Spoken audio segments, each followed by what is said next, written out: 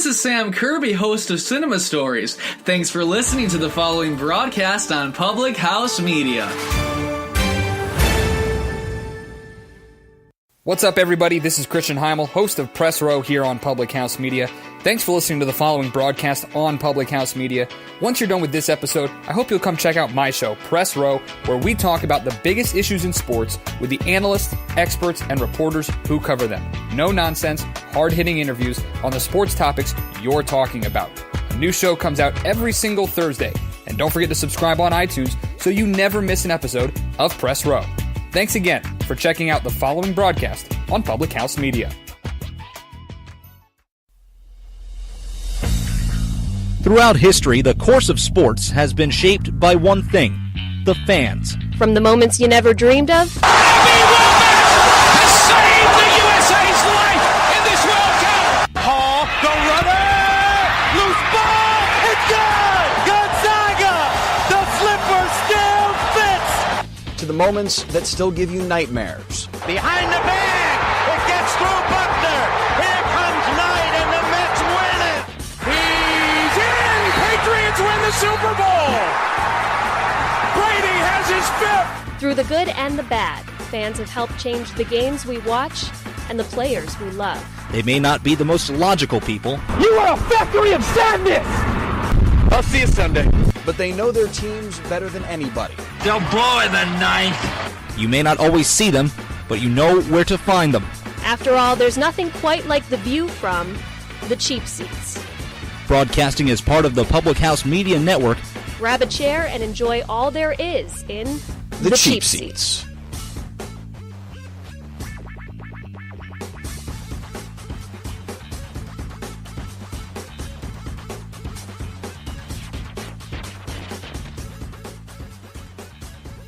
Hello, once again, sports fans, on this lovely Wednesday morning. And it's a great Wednesday, unless you're suffering from allergies, in which case I am with you on this one. The pollen is getting straight to my nose, and it does not feel good to walk outside and have the sun hit you and burn you with my Irish skin. It just does not feel great today to walk outside. And with that, welcome into the cheap seats once again, high up in the rafters. I'm Max Walpuff, joining you on this Wednesday, and we have a new host jumping in for today. Thank you again, Keith. Please, I want everyone to know who you are, so please introduce yourself, because you're the best to do that. Well, thanks for having us. Thanks for having me, Max. It's great to be your new partner for the cheap seats.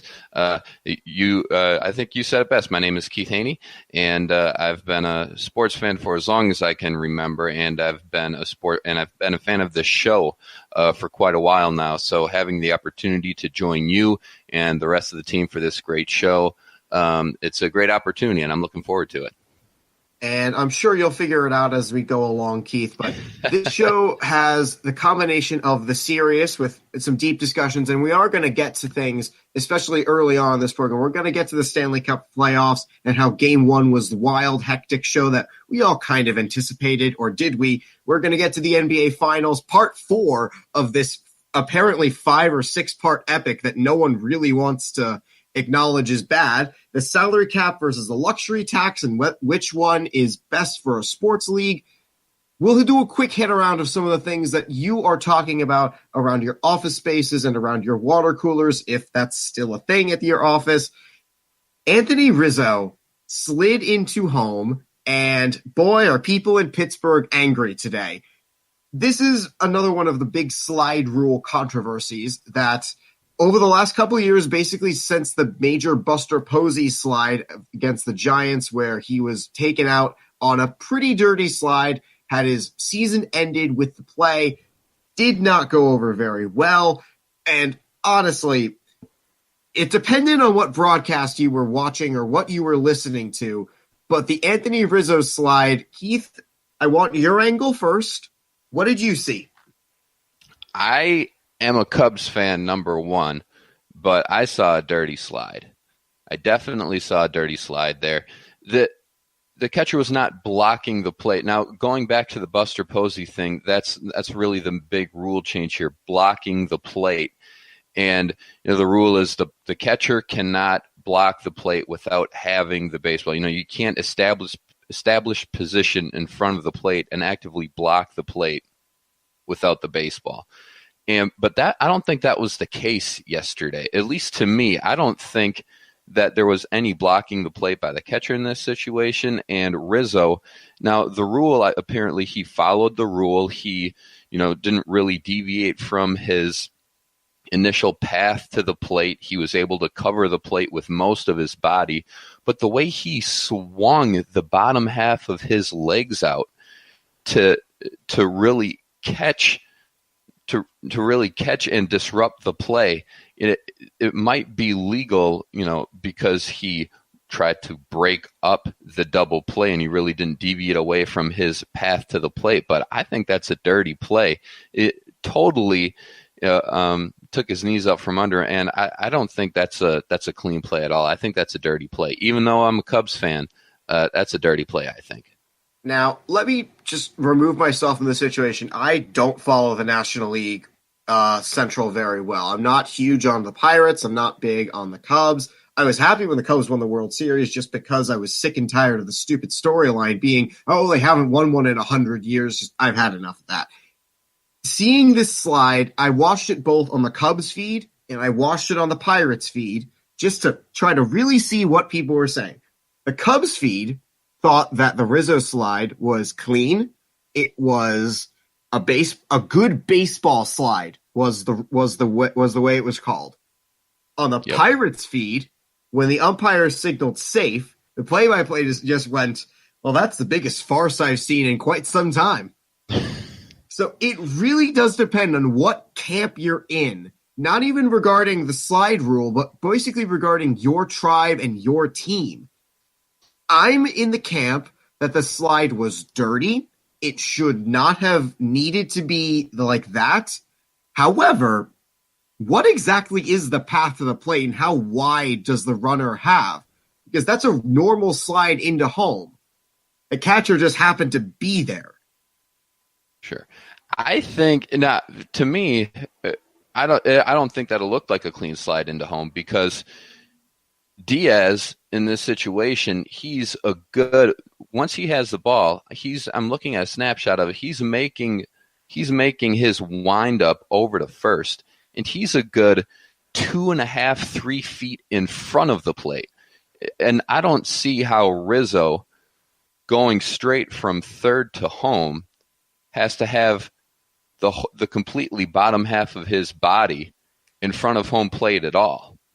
So I don't see how Diaz is blocking the plate, and I don't see how Rizzo is really sticking to his direct path to the plate, because why does he need to be 3 feet in front of home plate trying to take out Diaz's legs? It's dirty. I don't see how any of those. I don't see how the rule changed from the Buster Posey incident or anything like that. I don't see how that plays here.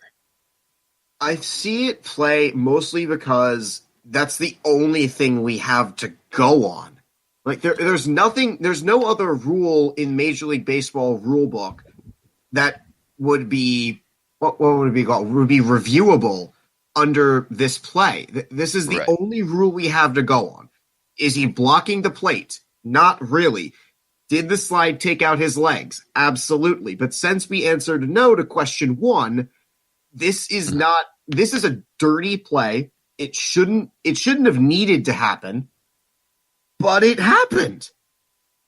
Yep. And this is unfortunately the result of just a quick split-second decision by Rizzo to slide, even though there was the force out at the plate, and he's done anyway. He is taken out of the play with that, but he still is able to influence the outcome with the slide and clipping Diaz's legs. And we can also go back to the Chase Utley takeout slide too in the playoffs that happened a couple of years ago when he's sliding into second. And fortunately, in this situation, Diaz didn't get hurt because it could have been, because these are plays where you can go back to the NFL rules too for safety. going low on a defenseless player. I think if this play is being reffed by NFL refs under NFL rules, I think Anthony Rizzo is suspended for 50 games probably because he's going low on a defenseless guy. Man, defenseless player, and especially with Diaz having his back turned to Rizzo, not able to see what's coming toward him, I think for sure that definitely would be an interesting penalty. But the way things are being called in the NFL now, boy, do I not understand anything. Well, hopefully some of the rule changes that they've been going over this offseason will get them a little more clear for us once September comes around. Oh, especially when September comes around. One of the teams out of the AL Central is somehow going to make the playoffs. But if you take a single look at the AL Central standings, boy, do you not understand why they deserve to. So currently, as we record, the Cleveland Indians are in first place, the Detroit Tigers are in second, and every team below that is below 500. The Tigers are below 500, the Indians are just barely above, and somehow one of these teams will make the playoffs. I'm not too worried about it at this point. How many games do we still have to play yet? Like 110? Yeah, I know. I know I know baseball is a long season and we've got a very long way to go, but things are not looking great for Cleveland, Detroit, Minnesota, Kansas City, or Chicago. I think things are looking great for Cleveland because they're the head of the division right now and they're not having a great season. So Great point. Great point, Keith. I think things are looking great for Cleveland. Like, all right, look, guys, the bar is set pretty low this year. We only have to be decent, and we're gonna get into the postseason here. Especially since they can take the whole time and just beat up on teams like the White Sox, the Royals, the Twins, and the Tigers, because that's who they're gonna play most often. Right, and there's just not a whole lot you can do about what your competition is. And unfortunately for the Indians, I think they're in the best position to take advantage of that. I think they're obviously, to me, the best team in that division. And obviously the White Sox aren't going to do anything. The Tigers aren't going to do anything. So if you're the Indians, I think you're very comfortable with where you're at right now. Look, we've had a rough start. It's been a slow start to the season, but we're still at the top of the division, and we have a lot of time to turn this thing around and to really, become a dominant team in this division. And I think they have this leeway to really figure themselves out as a team, because no matter how poorly they perform, they're not going to be that far out of first. Now, I have a cautionary tale here, and this is the first part of Max, how can you make this about Washington? And I'm glad you asked. The last couple years, the Washington Nationals ran away with the NL East. There was not even competition. Miami stunk, Atlanta stunk, then New York stunk, and nobody wants to talk about Philadelphia. They all stunk. Washington was going to win the division the last couple years, and they did. And they promptly did not win anything in the playoffs as a result. It's a cautionary tale here. Just because you have an inside track to a playoff spot does not mean you're a contender. Absolutely. And I think that's what I think you said that. I think that's what the Indians and that's what everybody in this division has to understand right now is that you can't just go to the playoffs. You have to be a team that belongs there. And, whether you can make the argument we belong there because we won our division, fair enough. But you have to be performing at an entirely different level when you get to that point. And to your point, none of these teams at this point are playoff worthy.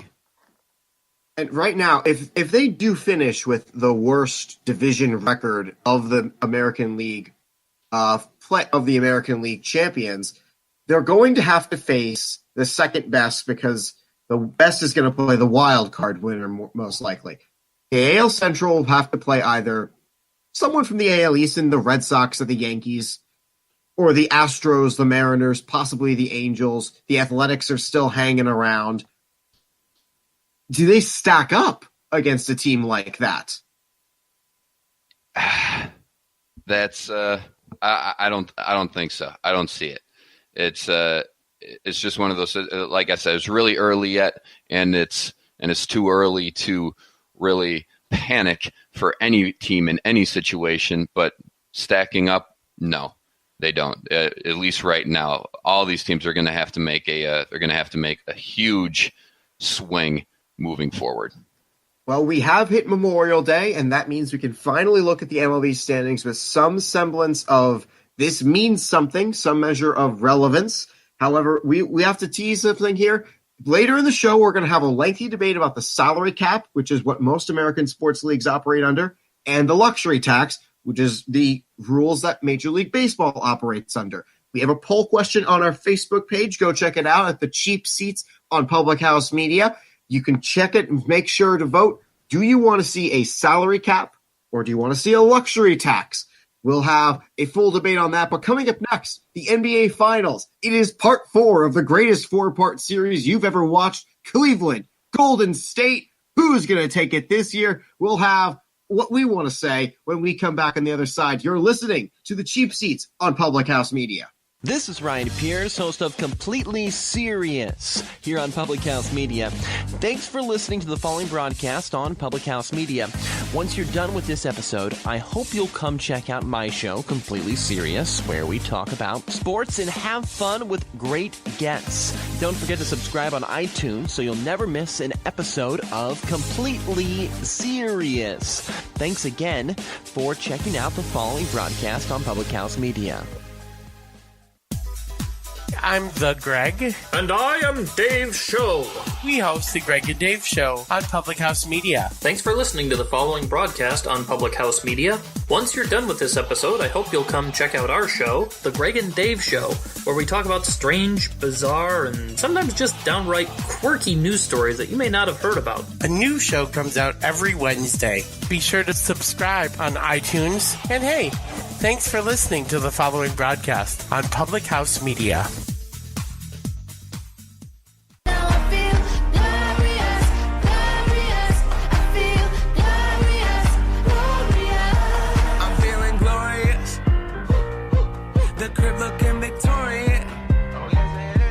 Ever doubted the predictability of the National Basketball Association? Let the last 4 years just sink in for a second. You had challengers of all sorts, and today we still remain with the final 2 gladiators that we all basically knew would be at the end of this road. The Golden State Warriors, champions of the West once again, and the Cleveland LeBron Jameses, Cavaliers out of the East. Once more, it's finally here, everybody. The matchup we all asked for, we all got it. The 4th time. Is this Keith Haney joining us here on the Public House Media? Welcome back to the Cheap Seats. Keith, I have a genuine question. Is this at all good for basketball? In this situation with this team, I think it's great for basketball. Nobody likes to see the same team make it year after year. Not everybody likes to see the same matchup year after year. But with these 2 teams, with the players that are involved with this, who else would you rather see in the finals, honestly? LeBron James making the finals for an 8th straight time with 2 separate teams. You have Steph Curry, Kevin Durant, Draymond Green, and you have the rest of the entire super talented Warriors team against LeBron James and the rest of them. I think that it's great for basketball, at least with these teams and these personalities. I think in hindsight, this is going to be a great time for people to look back on basketball and say, I was alive when, and I watched this finals here. I went to this game. It's going to be great in hindsight. It'll be great to look back on the dynasties of the era. Like most of basketball, it's fantastic to look back on the Celtics of the 60s, 70s, and 80s. It's great to look back on the Lakers when they had Bryant and Shaq. It's great to look back on the Pistons and their 2-year run. But it's not great in the moment to live with it and breathe with it especially when you're not a fan of those teams? I would say, yeah, we'll all look back and remember. So why not look at it now and appreciate it? Because I appreciate chaos. I like it when things are weird. I like it when things are wacky. I like it how we're going to get to this later, how in the NHL, two teams are basically competing for their first ever Stanley Cup victory, and one of them is going to win it. Either an expansion franchise that got here because of some cartoony rules, or we're going to have a 40-plus year franchise that's been tortured the last few seasons. I like chaos. I like watching March Madness. I like how there's a different matchup every year. Every game is Game 7. Every game means something. I can't watch the NBA playoffs and realistically see, the team I don't think will win. I can't realistically watch a single matchup and believe that. I think it's chaos, considering that, and now I'm not a Cavaliers fan by any means, or a Warriors fan. These are two teams that I largely don't care about as well. But I think it's chaos, considering that this Cavaliers team is essentially an entirely different team now from when they started the season. They completely blew their team up during the trade deadline. And they said, here, LeBron, you weren't happy. Not a whole lot of people were happy, but here's a whole new bunch of guys that you can still probably make the finals. And he did it again in Boston, Game 7. They made it again. And like I said, I'm not a fan of the Cavaliers, but them making it to a fourth straight final with the team that they've had over the course of this year, I think is just incredible. I think the story you have with Golden State is continued excellence. They started with a great core, they made it better, and then they made it better.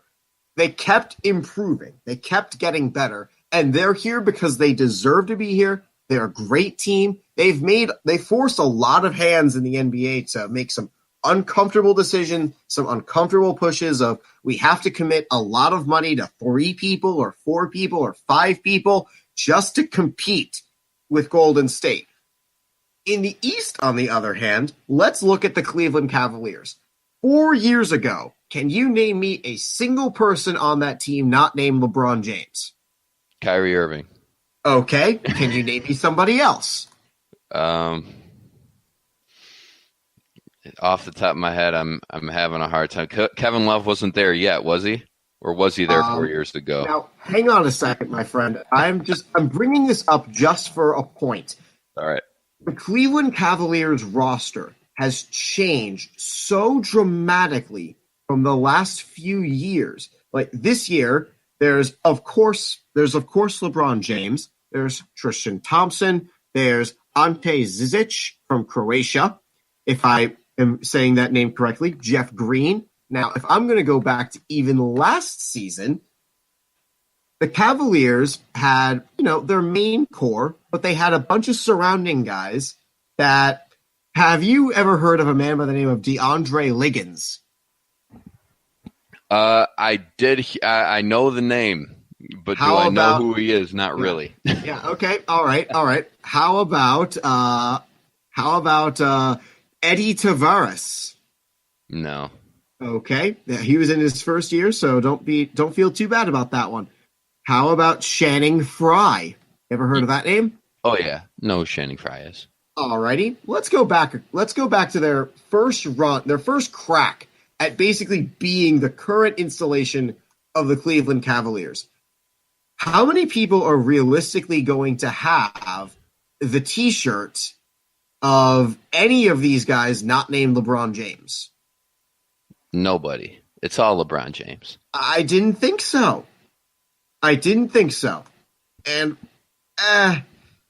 truthfully, I don't see why that's such a bad thing at the end of the day. You have your one star that can continuously run the show. But, I take a look at the Cavaliers roster. There's Matthew Dellavedova, who is currently not with the team anymore. Yes, Kevin Love was on that team. Tristan Thompson, J.R. Smith, Iman Shumpert were all on that team. Then there was guys like Timothy Mozgov, James Jones, Lou Amundsen. So you're saying you don't... Kendrick Perkins. You're saying you don't think that this is interesting because of the lack of star power on the East side? Not at all. I think it's a better story for LeBron James's legacy that the roster has turned over so much in 4 years. However, the team he's on continues to have the exact same results. Yep, I agree, and I agree with you on that. That I think that it speaks so much to what LeBron James is as a player, saying, "Look, all you need in the East is LeBron James. You're going to make it to the finals." It's been proven the past 8 seasons, and I agree. I think it's really tough because you have this Cavaliers team, and you are going through all the guys that we don't know. But I think that it speaks so much to LeBron's legacy. I've never been such a huge LeBron James fan, but it speaks so much to him and his legacy that he can just take whatever team really he wants, whatever's laid in front of him, and he can make it a contender. And although they haven't done great in the finals, he did, along with Kyrie Irving, lead a team back from 3 games to 1, and did beat arguably the best team possibly ever put together in basketball. Now, it's going to just be so much more interesting when this season is over, no matter who the champion is, of how much money is he going to be paid and who is going to pay that much money. That remains to be seen. Is it going to be the Cavaliers in Cleveland? I don't think so. I think he's completely done in Cleveland. His back has got to be sore from carrying them for the past 4 years, and then how many years before he got to Miami. So I think he's done with Cleveland. I don't think he's going to Philadelphia. I think it's going to be someplace out west. You don't need to be out west to have it, to really experience and benefit from all the things out west anymore because of technology and how quickly we can get from one place to the next. But I think he's going to be playing in the Staples Center one way or the other. Now, the finals start on Thursday with a 9 p.m. Eastern start because we have to start out in the West with Golden State having the superior record. It'll be Warriors for 2, Cavaliers hosting for 2, and then 1 each at each site, splitting between 5, 6, and then 7 back at the Warriors if we need it. Keith Haney, I want to hear from you, my friend. Who wins this series and why? The Warriors win the series in 5, maybe 6. Why? Just look at the rosters. We just went over the rosters for the Cavaliers these last couple minutes, and Cleveland has nobody that matches up other than LeBron. Other than LeBron, who can match up with anybody, the Cavaliers have no matchups that they can take advantage of. Who matches up with Steph Curry? Who matches up with Durant, Thompson, Draymond Green? Who matches up with these guys on Cleveland other than LeBron? He can only guard 1.5 guys at a time. It's the Warriors all the way. I am of the belief, and this is my crazy cartoony fantasy over here, I'm of the belief that Golden State not only wins this series, they sweep it.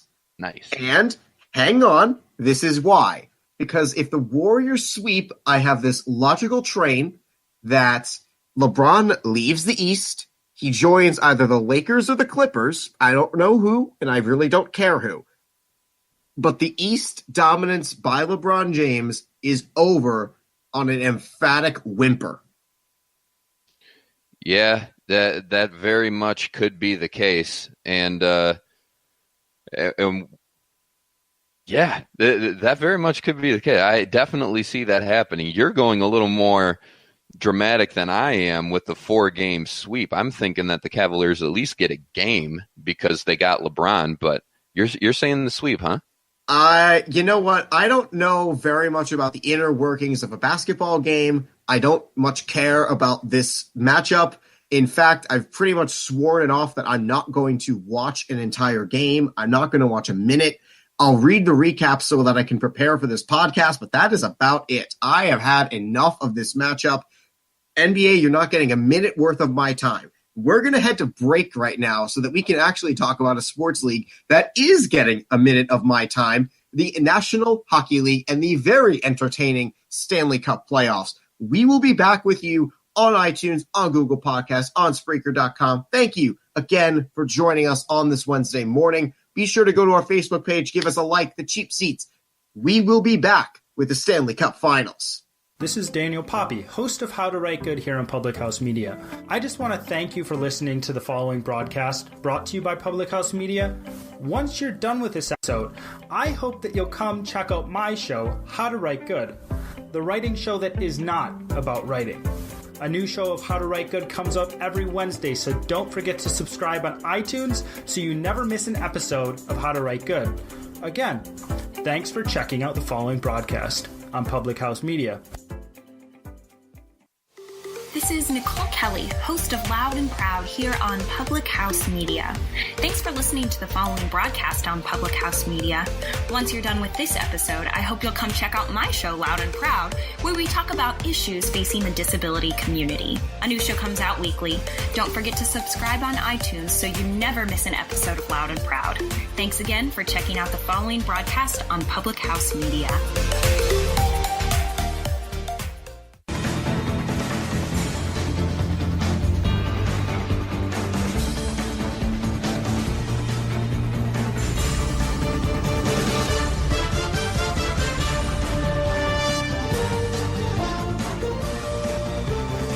Welcome back, my friends, to fabulous Las Vegas. If anyone watched the show that was game one of the Stanley Cup Final and you missed the hockey game, you probably still got a pretty good bang for your buck because it is, after all, Las Vegas. You're there for a show. The Vegas Golden Knights, they know how to put on a show. Welcome back to the Cheap Seats. Max Walpuff alongside Keith Haney on this Wednesday morning. Thank you again for joining us. And Keith, I don't know how much hockey you watch. I don't know how much of game one you watched.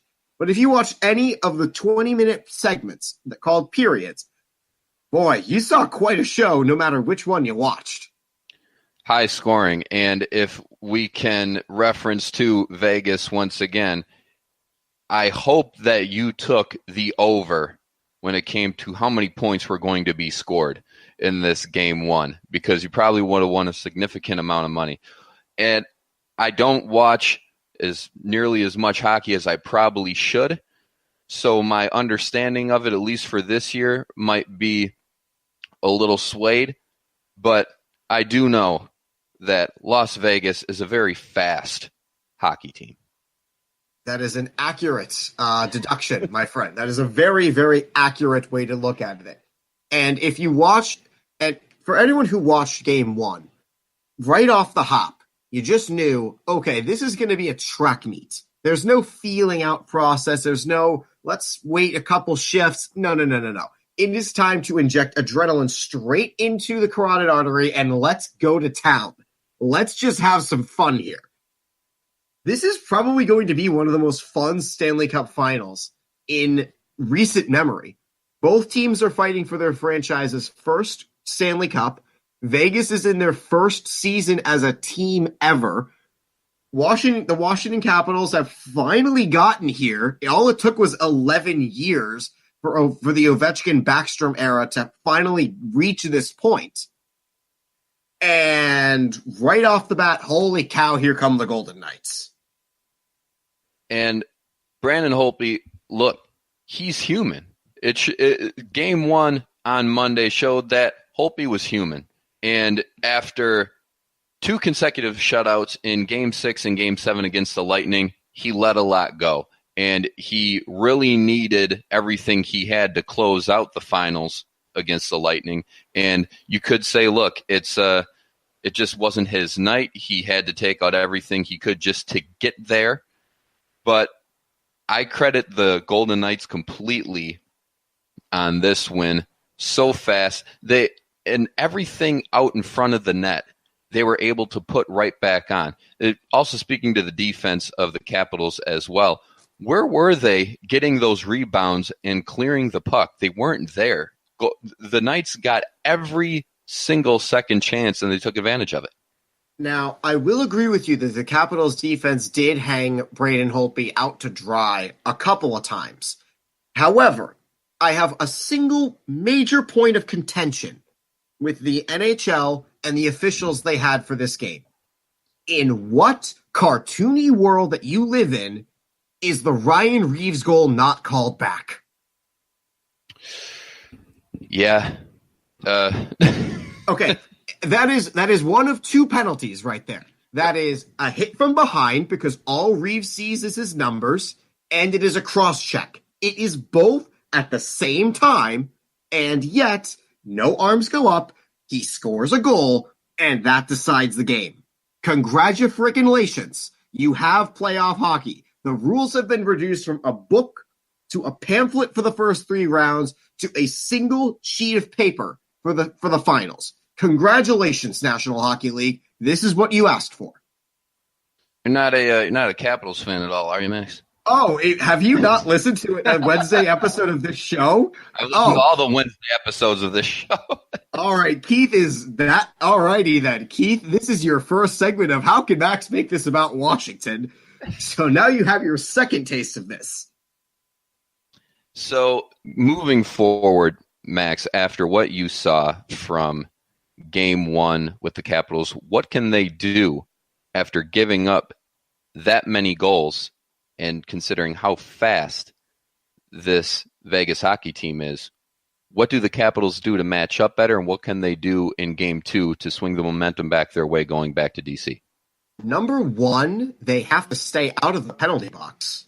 That is emphatically the number one thing they've got to do. That is what saved them against the Tampa Bay Lightning, and that amazing power play. They're not going to match up well against a faster Vegas team. And second, I think a main thing, they have to prevent Vegas from entering the zone as cleanly as they did. There were a couple of stretches during this game, especially when the Capitals had their surges and their goals, that Vegas could not enter the offensive zone without throwing the puck in and just trying to chase. That has to be the way they force Vegas to play if they want to hope in the world at winning this series. A couple of months ago, I was thinking to myself, how can Vegas make the playoffs? And before the playoffs began, how can Vegas not win the cup? How can Vegas not win the cup? This is ridiculous. This is absurd, but it's so much fun. It was a great game to watch, and I think that Washington's going to have a very tough go of it moving forward, obviously, but because of the one comment that Alexander Ovechkin made after the game. Ovechkin, of all people, one of the most confident guys that you can ever see, says after the game, "I'm a little nervous overall." If Ovechkin is a little nervous overall, I am panicked if I'm anybody else associated with the Capitals if I think that Ovechkin's nervous. All right. Keith, let me put it to you this way. He's never been here. This is a stage completely unfamiliar to him. This is a team very unfamiliar to him. If this was a team like, say, Chicago or, I don't know, Minnesota, then maybe things would be a little different. He's played them a lot more. He understands a few things.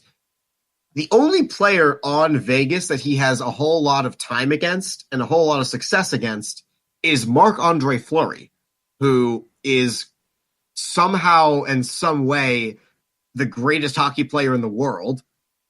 Yeah.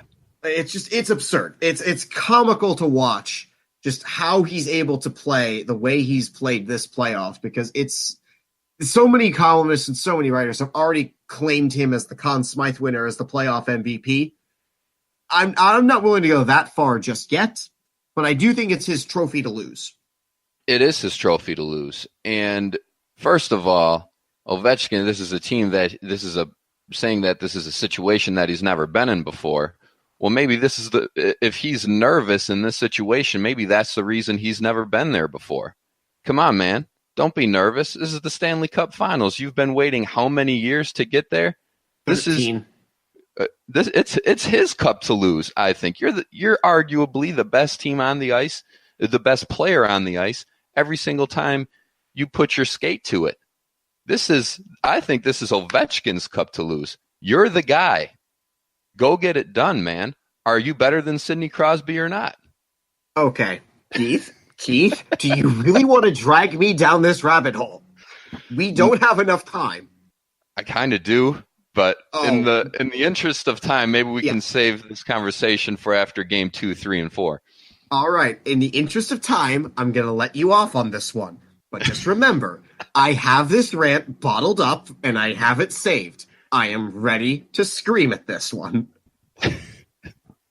All right, I'll put a cap on it for now. Now, game 2 is coming up soon.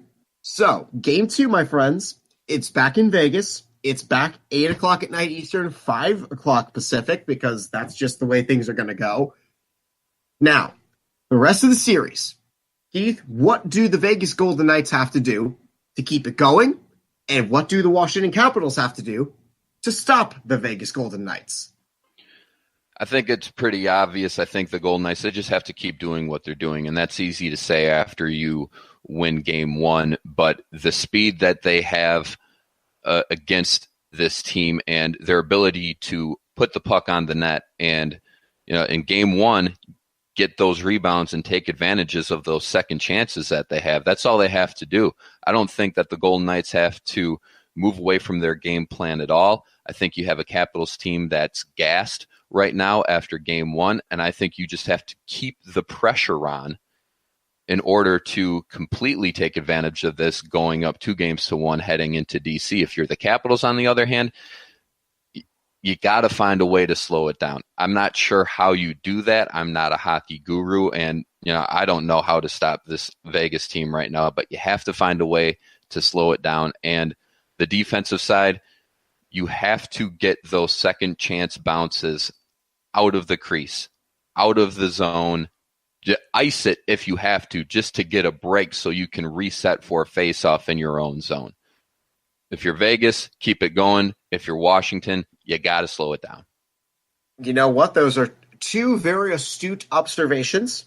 Now I'm going to counter with something a little bit more X's and O's.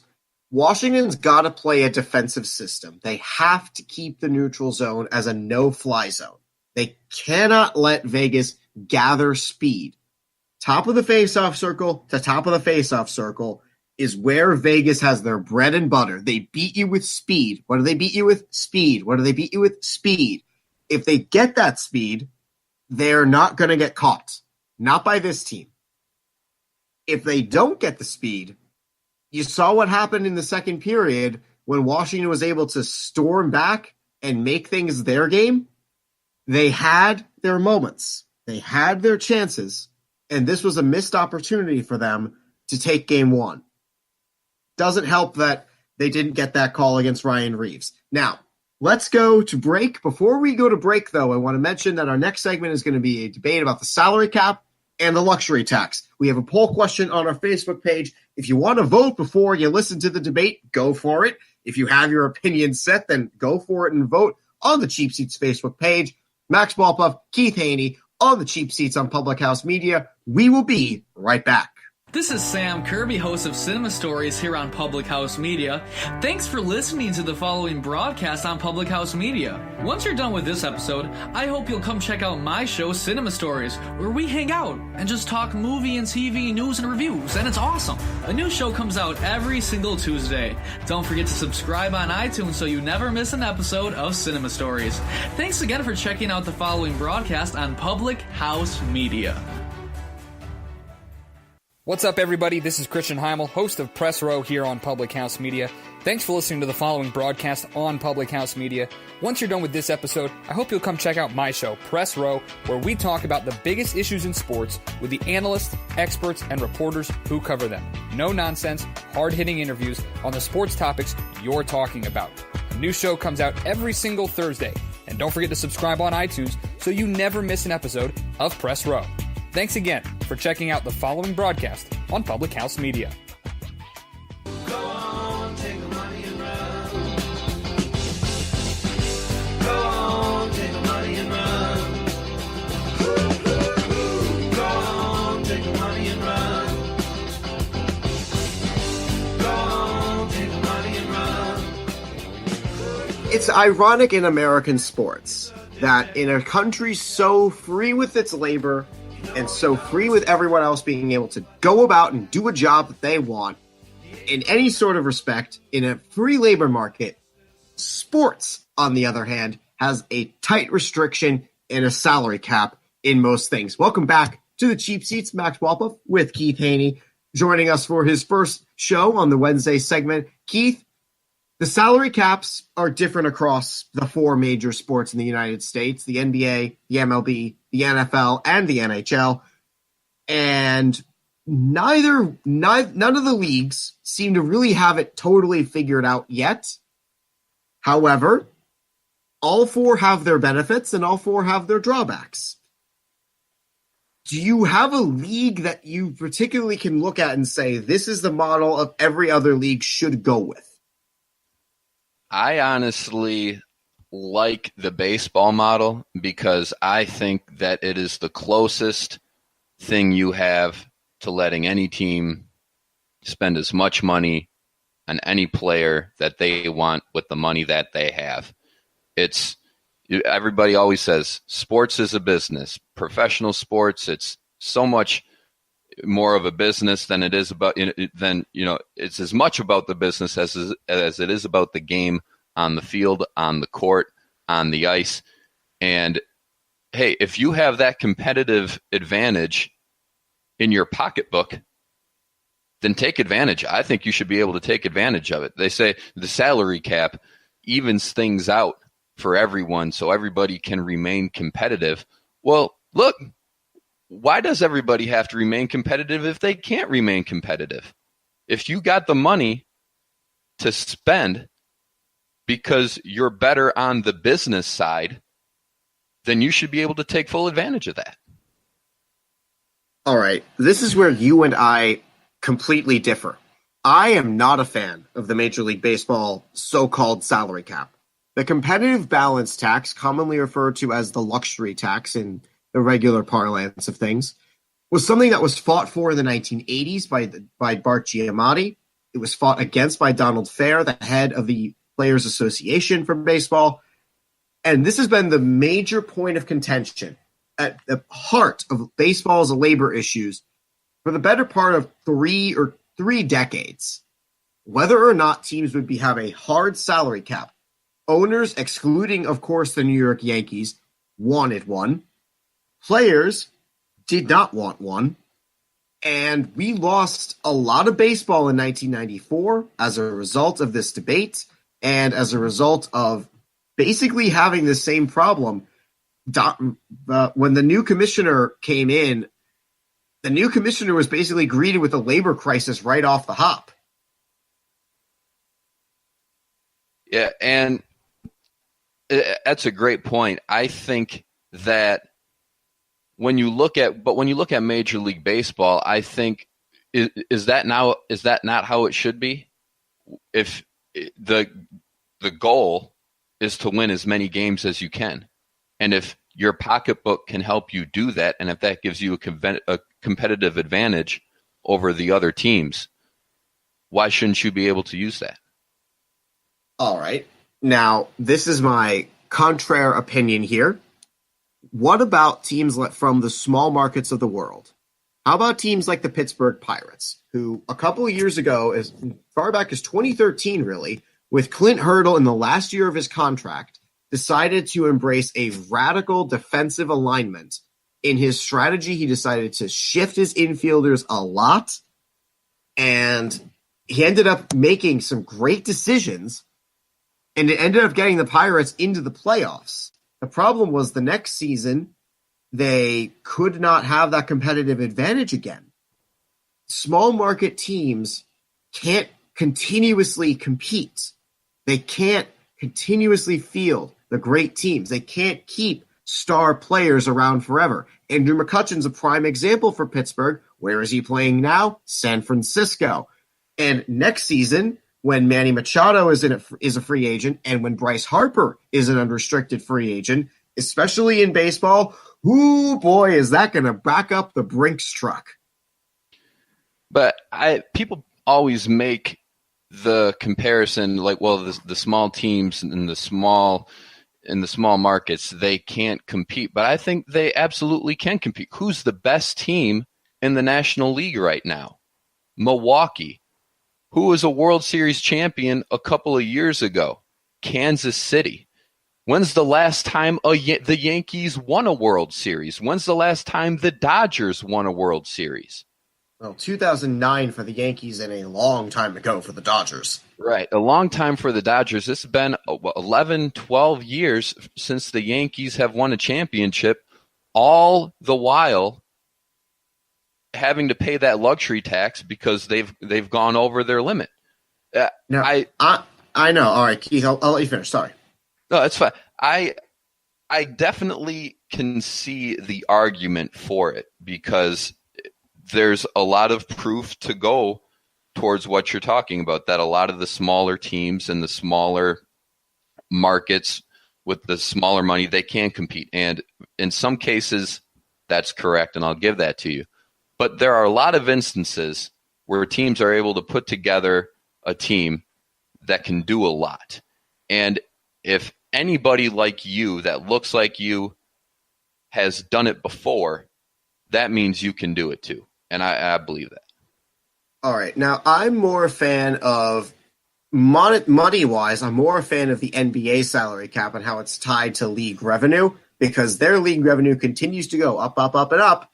And they have possibly one of the best player-friendly salary caps in the world, because you have bench players making ungodly sums of money. NBA free agency day is basically the day where the NBA becomes a small country and all the free agents are committed to the GDP of some small state. Yeah, I like the way the NBA does it. Everything that they can do and the way things that can benefit the team, the way things that can benefit the players. Some of it is so confusing for me that I have to review the rules every single time somebody signs up. And they're like, how are they able to afford them? Well, how are they able to afford them? I think there are so many stipulations with the NBA that definitely makes it more player friendly, as you described. I'm a big fan of the way the NBA does it too, because you have a little more regulation there, but it definitely helps benefit the players, which I think that's what you're supposed to do, right? You're supposed to give the money to the players and make them benefit as much as possible, because they're the guys that are putting their bodies on the line. They are, and one of the big things about the salary cap in the NBA is that I don't understand how the max contracts or the super max contracts work, and right now is not the time to even bring that up, because the contract situation with the NBA, I don't understand how that necessarily works. I need to do my own research on that, especially in the lead up to free agency. But if you really want a salary cap to work and you really want small market teams to compete regularly, you have to have a hard salary cap like the National Hockey League has. Look at the teams that made the playoffs this year in the NHL. There are so many good teams that are able to compete in hockey because of the hard salary cap, because they're not allowed to have the Toronto Maple Leafs and the New York Rangers outspend the world to get Stanley Cup contenders every single year. They're not allowed to do that. When you look at the hard salary cap for the NFL, however, there hasn't been a lot of parity in the NFL over the last couple of years. In hockey, it works. But in the NFL, I think I could make an argument that it doesn't really work in the NFL. Well, keep in mind how many people you have to sign in football. You have to spread that money around more people at more positions of differing values. Like your quarterback, your left tackle, wide receiver, running back, maybe a defensive end. you're probably going to have a lot of money committed to those 5 or so positions. Everybody else is picking up the rest of it. And especially if you have a franchised quarterback like the Atlanta Falcons, who just gave a huge boatload of money to Matt Ryan, you're going to have to deal with the problem of, oh boy, how do we pay for the offensive and defensive line? How do we pay for a punter? How do we pay for a kicker? You're going to have to start searching for hidden value at that point because you've made such a huge investment in one player or one position. And I think that's the beauty of it, and that's the job for the GM and the president for every team in every organization, regardless of what the salary cap is or any league that you're in. You have to find the hidden value, and that's what the movie Moneyball is all about, right? Talking about salary cap and rich teams and poor teams. It's all about finding that competitive edge, finding that hidden value. And I think that not that having a much looser structure as the MLB does with not a lot of regulation. Of course, you have the luxury tax, but when you have it wide open, I think it forces everybody to be better, right? Now, we've had our debate. Thank you to everyone for listening. You can head to our Facebook page. Give us a vote. Who are you in the camp of? Are you in Keith's camp with the luxury tax, or are you in Max's camp over here with a salary cap? Let's get to our Weird and Wild Wednesday, where we bring you the craziest stories that we can find, historical or recent.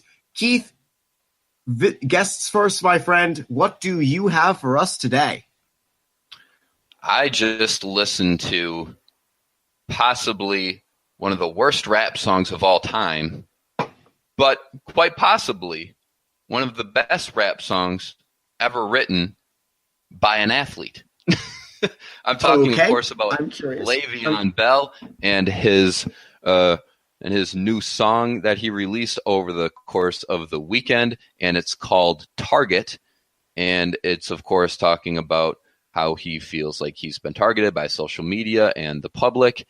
And this, of course, stems from the Steelers franchise tagging him once again, applying that tag to him. He's going to make, I think, $14.5 million after being tagged, and he decided to take to the microphone via rhythm and attack some of his naysayers and the people that don't like him in the media and the public in general. I listened to the song, and it wasn't good, but it just wasn't too bad either. Knowing where it came from, who the source was, that he probably, that it wasn't, he didn't have Snoop Dogg's producers on this. I think that Le'Veon Bell probably working with what he had as far as music is concerned, I think he did a pretty good job. But he took to the microphone in a rap song to kind of go after the people that have gone after him in the past, and that's my wacky story. I think it's pretty funny. All right. Now, Keith, you said it might have been the worst rap song you've ever heard. Did you hear the Utah State Legislature rap how a bill becomes a law? No. You didn't hear that? I haven't. Oh, okay. I'm putting this in the Slack chat when we're done because it is, I'm going to tell you right now, it is the worst rap song you ever heard, whether or not you've heard it. It is the worst. It's so bad. I'm going to have to listen to this. All right. I'll put it in the group chat when we're done. It's on my iPod. It's going to be on my iPod right now. Let's get it. Oh, no. You trust me, man. You want to hear it once, straight through. You want to hear it once, all the way through, and never hear it again. You like how I said iPod, right? I still have an iPod. I do too, actually, so don't worry about it. All right. That said, all right, I have a this day in history sort of thing going back now. Last year, and I think everyone should remember right now, the Memorial Day brawl in San Francisco between Hunter Strickland and Bryce Harper. Now, that day, Giants outfielder Michael Morse suffered a concussion that ended his baseball career. He was done after that game. It's crazy to really think that baseball brawls, which are among the stupidest fights in pro sports, because you're one person on a field about to charge a pitcher, and you have to wait for cavalry to come in because the benches are so far away. You've got 9 people who can converge on you really quickly. Bryce Harper and Hunter Strickland both got suspended. Morse, now at the age of 36, he is actually a part-time analyst with the Washington Nationals pregame and postgame. Wow. Of all the things, he goes to the team he was playing him on the last game of his career, and incredibly, really, he's now working for that team on their telecasts. That's why you don't fight people you don't know can fight or not. Yes, for sure, because if I've watched Bryce Harper's blow-ups, I know that man can throw a punch. Right. That's been my golden rule since I found out that other people could hit me, like at a very young age. I said to myself, "Hey, don't fight people you don't know. You don't know what the other person's bringing to the table necessarily." Now, if you look at Bryce Harper, you might know what he's bringing to the table a little bit. But when it comes down to that one-on-one, if you don't know who you're dealing with, just don't do it. And Keith, I think that is a sound strategy and sound bit of advice to leave with our listeners on this Wednesday. Thank you again for joining us in the cheap seats way up high and joining us to talk sports and enjoy the view. Thank you again. The Cheap Seats Facebook page. Be sure to give us a like. Thank you for tuning in with us on iTunes, on Apple Podcasts, Google Podcasts, Spreaker.com. Thank you again for sticking with us on this Wednesday. We'll be back with another show on Friday. We'll be back with another show on Monday. And you and I, Keith and Max, will be right back here when we come back on the Cheap Seats. Thanks again, and have a great day.